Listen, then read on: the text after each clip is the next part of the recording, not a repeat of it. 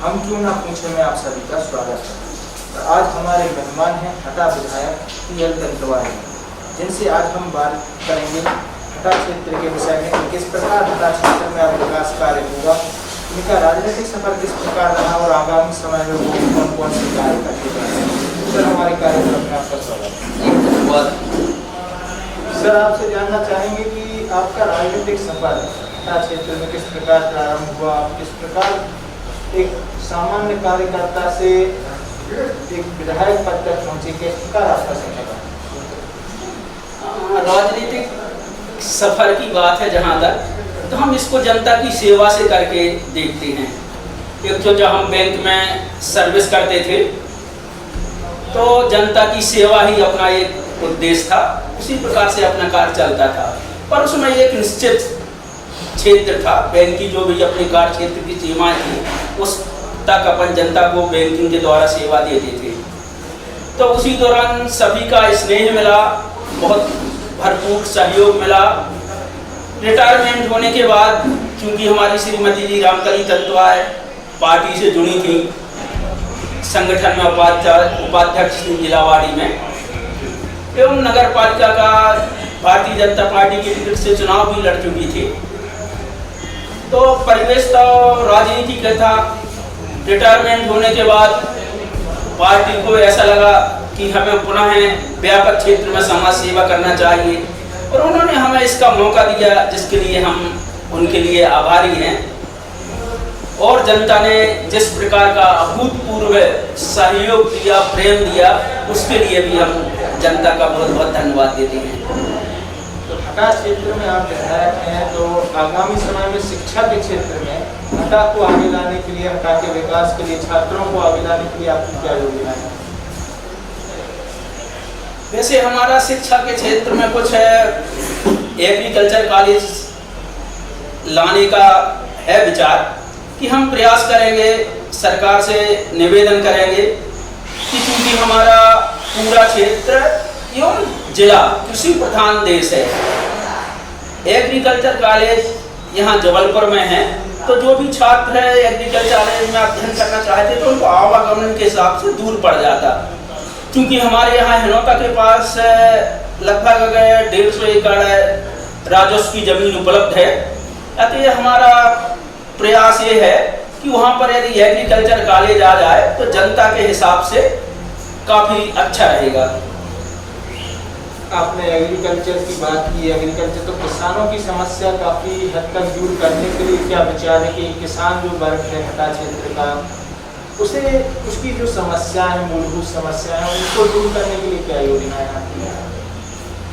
वैसे जो जनरली किसानों की क्षेत्र में जो समस्याएं आती हैं, यदि उनको समय पर खाद बीज मिल जाए, समय पर उनको सिंचाई के साधन उपलब्ध हो जाए, तो लगभग वो मेहनत इतनी कर लेते हैं कि उनको बाकी सरकार पर आश्रित होने की जरूरत नहीं पड़ती। इसके पश्चात जो उनकी उपज खरीदी का सही मूल्य मिल जाए और समय पर मिल जाए, समय पर खरीदी हो जाए और समय पर सही मूल्य हो जाए, तो हमारी यही प्राथमिकता रहती है कि जो भी किसान की उपज है अपनी समय पर खरीद हो जाए और समय से उनका पैसा का भुगतान मिल जाए।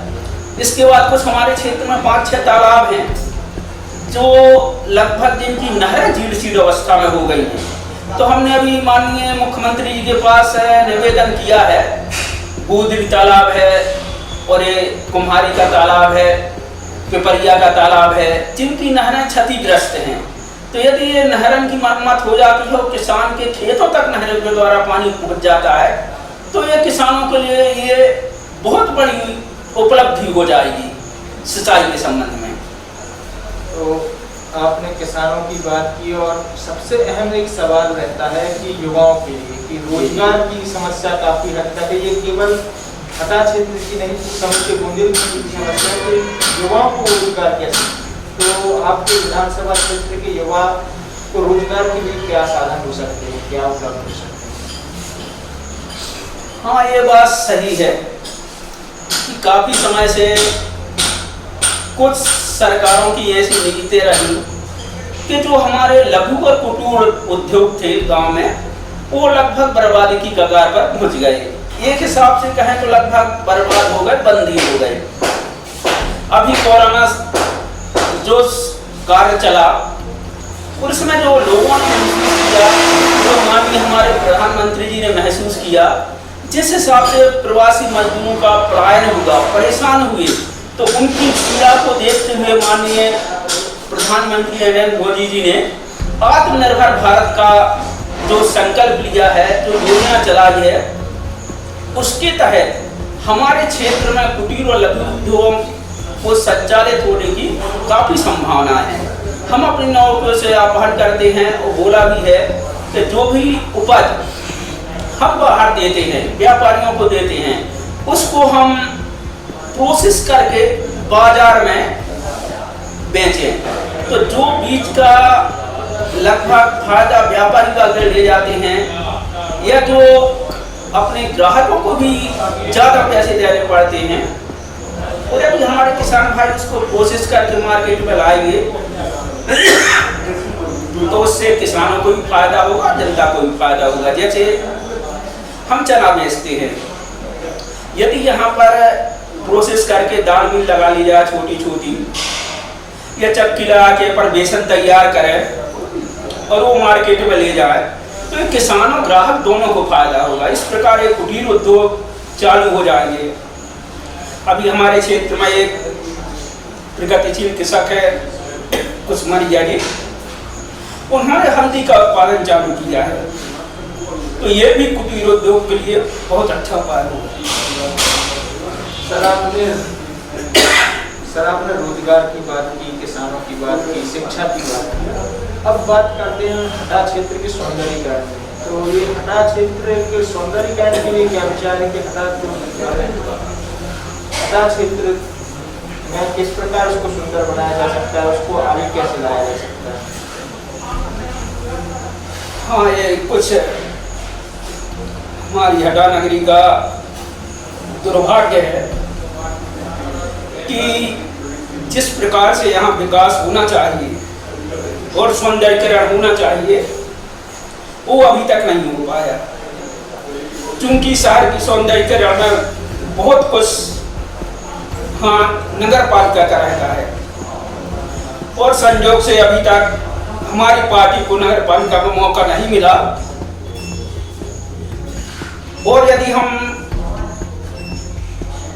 आशा करते हैं, प्रयास करते हैं कि अगले निगाह में यदि जनता हमें कुछ मौका देती है, तो हम नगर का विकास करने का पूरा प्रयास करेंगे।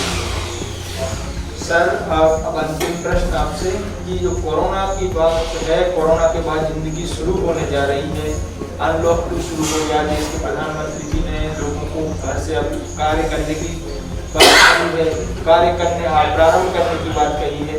तो अब आपके जो हटा क्षेत्र के निवासी हैं, उन्हें आप क्या संदेश देना चाहेंगे? तो किस प्रकार अब कार्य करें और कोरोना से बचाव के साथ कार्य कैसे करें? देखो, कोरोना का फिलहाल कोई इलाज तो किसी के पास नहीं है, और अपन अपनी जो भी दैनिक गतिविधियां हैं, आर्थिक सामाजिक, उनको भी हमें निरंतर संचालित करना है। अतः इसी बचाव के साथ हम अपनी गतिविधियां संचालित करें, हम अपने रोजगार करें, रोजगार के साधन उपलब्ध करा। यही हमारा जनता से संदेश है कि जो सरकार ने बचाव के जो नियम दिए हैं, व्यवस्था दी हैं, सामाजिक दूरी का पालन करते हुए और मास्क लगाने का जो भी है, उनको सभी का पालन करते हुए हम अपनी कार्यविधियां संचालित करें, तो इस कोरोना को रोकथाम में जनता द्वारा काफी सहयोग होगा। सर आपने लोगों को संदेश दिया कि सामाजिक दूरी और प्रशासन के नियमों का पालन करते हुए कोरोना से बचाव के साथ कार्य करें। हमारे कार्यक्रम में सर समय देने के लिए धन्यवाद। हमारे साथ थे हटा विधायक PL दंतवाई जी, जिन्होंने जनता से आह्वान किया कि लघु उद्योग, कुटीर उद्योग पर भी जोर दिया जाए और उन्हें आगे बढ़ाने के लिए हटा क्षेत्र के युवाओं को भी प्रोत्साहित करने का उन्होंने प्रयास किया। आप लोग हमारे कार्यक्रम से जुड़े